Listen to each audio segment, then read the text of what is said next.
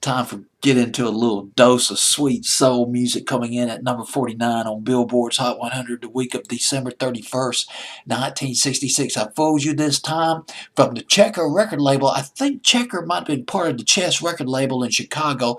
Gene Chandler at number 49 on Billboard's Hot 100. The song would peak at number 49 on the pop charts. I fooled you this time by Gene Chandler. Gene Chandler, his real name Eugene Dixon, and he joined a group called the Ducays back in 1957. But he got drafted into the Army for a couple of years. But when he went back to Chicago, he promptly rejoined the Ducays. Ducays, they got a recording contract with Nat Records, 1960, 1961, and the group they teamed up with a couple of producers, Carl.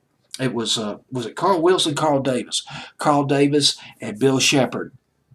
And they got together and they recorded 4 songs. Two of those was Duke of Earl and Night Owl. Night Owl was released by Nat Records and it became a hit, R&B hit.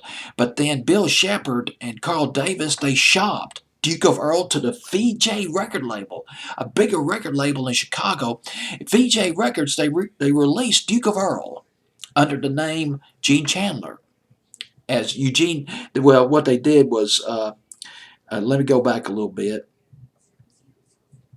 What happened was VJ Records, they released Duke of Earl under Eugene Dixon as a solo artist, but they changed his name to Gene Chandler.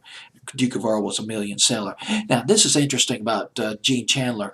He had 2 huge hits. There was Duke of Earl in 1961, and then in 9 years later, in the summer of 1970, you might remember a song that he came out with, Groovy Situation. Somewhere in 1970, nice record by Gene Chandler.